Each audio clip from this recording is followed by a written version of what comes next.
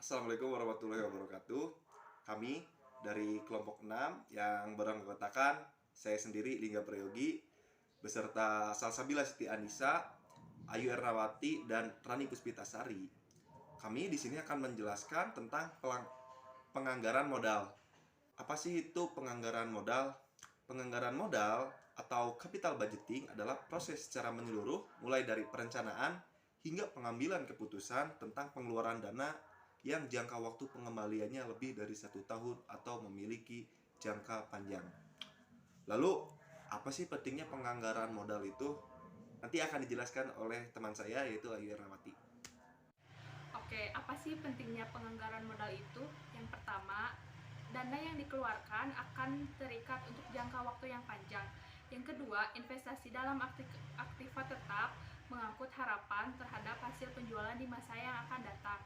Yang ketiga, pengeluaran dana untuk keperluan tersebut meliputi jumlah yang besar dan sulit untuk menjual kembali aktiva tetap yang telah dipakai. Yang keempat, kesalahan dalam pengambilan keputusan mengenai pengeluaran modal tersebut mengakibatkan kerugian yang besar, dengan dampak antara lain biaya depresiasi yang tinggi, beban bunga modal pinjaman, dan biaya per unit yang meningkatkan bila mana kapasitas mesin tidak dapat dimanfaatkan.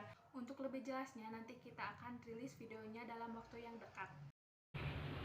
Perkenalkan, nama saya Salsabila Siti Anissa. Di sini saya akan menjelaskan materi yaitu kebijaksanaan capital budgeting, yaitu penting keputusan-keputusan mengenai capital budgeting. Maka perusahaan-perusahaan biasanya memiliki kebijaksanaan-kebijaksanaan yang rinci untuk melaksanakan budget.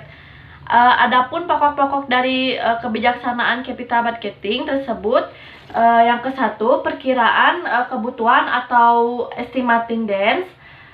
Jumlah dana yang dibutuhkan untuk suatu proyek perlu diperkirakan dengan menggunakan kombinasi data historis, harapan-harapan masa mendatang, serta rekomendasi dari semua departemen yang terkait di dalam perusahaan. Dan yang kedua yaitu persetujuan atas suatu proyek atau approval for proposal, yaitu persetujuan untuk pengeluaran biasanya dikaitkan dengan ukuran usulan suatu investasi. Dan yang ketiga yaitu wawasan jangka panjang, yaitu faktor yang dianggap paling penting yang mempengaruhi wawasan waktu jangka panjang adalah tingkat perubahan teknologi, terutama di bidang industri. Yaitu menaksir aliran kas dan arus kas. Dalam menaksir aliran kas, ada beberapa hal yang harus dipertimbangkan.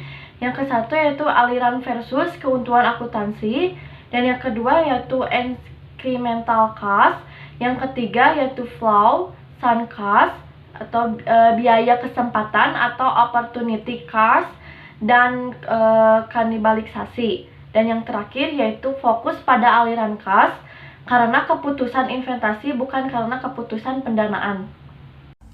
Selanjutnya usulan investasi berdasarkan aspek penghematan biaya, yakni 1, pergantian, yang kedua perluasan, yang ketiga pertumbuhan.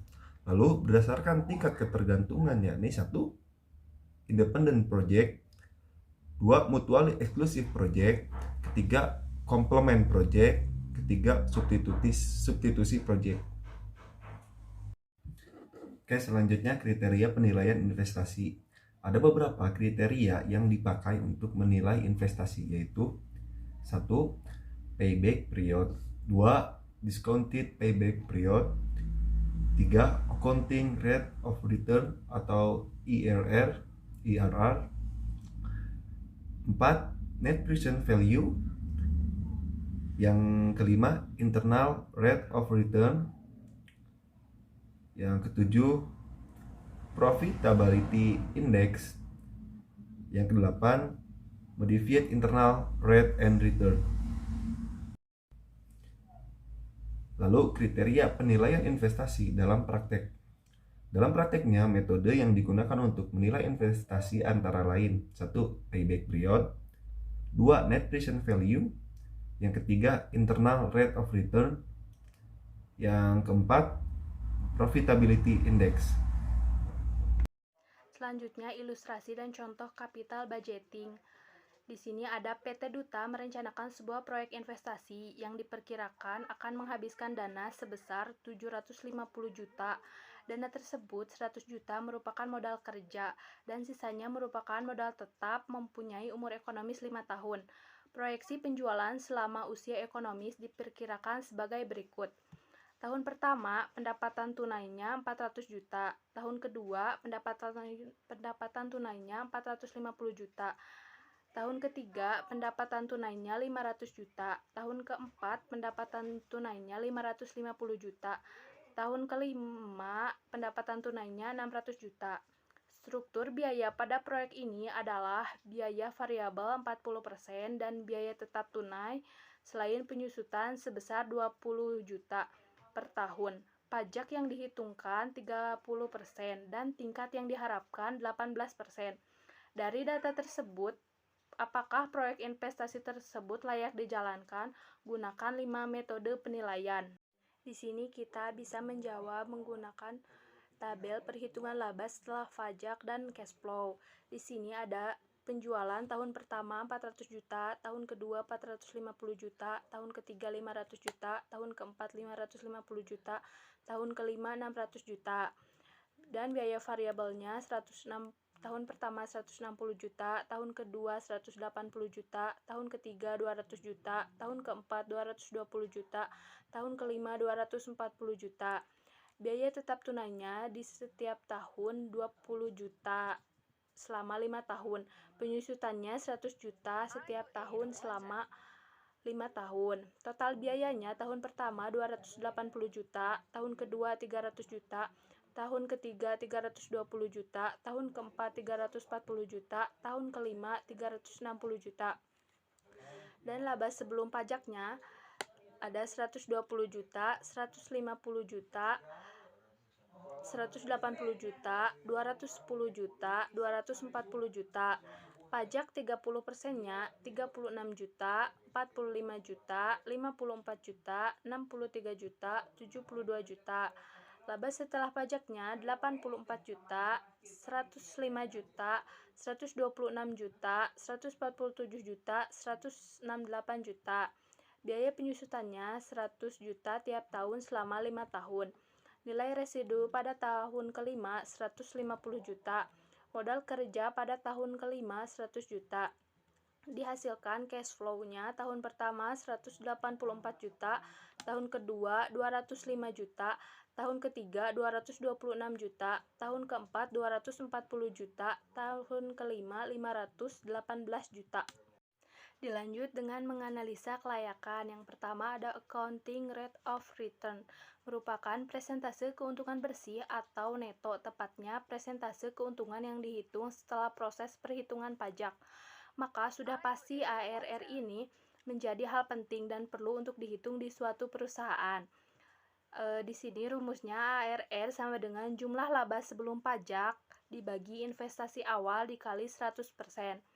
Sama dengan 84 juta ditambah 105 juta ditambah 126 juta ditambah 147 juta ditambah 167 juta dibagi 5 dibagi 750 juta ditambah 150 juta dibagi 2 dikali 100%, hasilnya 28%. Karena tingkat keuntungan yang diharapkan sebesar 18%, maka menurut metode investasi layak untuk dijalankan. Yang kedua ada payback period atau periode pengembalian modal. Investasi awalnya 750 juta, cash flow tahun pertama 184 juta. Investasi dikurangi cash flow tahun pertama sama dengan 566 juta, dikurang lagi cash flow tahun kedua 205 juta, 361 juta, cash flow tahun ketiga 226 juta, dikurang lagi hasilnya 135 juta, cash flow tahun keempat 240 juta. Payback period sama dengan 3 tahun ditambah 135 juta dibagi 247 juta dikali 1 tahun sama dengan 3,55 atau 3 tahun 5 bulan 5 hari. Jika target kembalinya investasi 4 tahun, maka investasi ini layak karena PBP lebih kecil dibandingkan dengan target kembalinya investasi. Analisis kelayakan yang ketiga yaitu net present value. Di sini terdapat tabel dan terdapat hasil yaitu NPV 44.490.000. Karena NPV bernilai positif, maka dikatakan layak. Analisis kelayakan yang keempat yaitu internal rate of return atau IRR. Tabel perhitungan net present value R sama dengan 24%. Dengan demikian,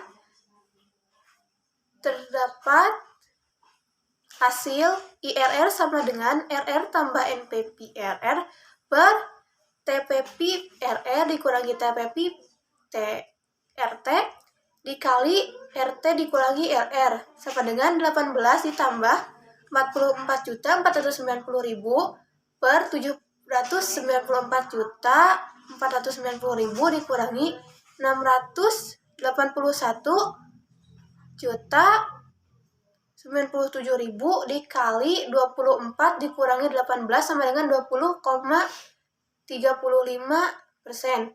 Karena IRR yang diperoleh lebih besar dari tingkat keuntungan yang disyaratkan, maka proyek tersebut layak dijalankan. Analisis kelayakan yang kelima yaitu profitability index, yaitu di mana PV of cash flow dikurangi investasi sama dengan 794.490.000 dibagi 750 juta sama dengan 1,06. Karena PI lebih besar daripada 1, maka proyek dinyatakan layak.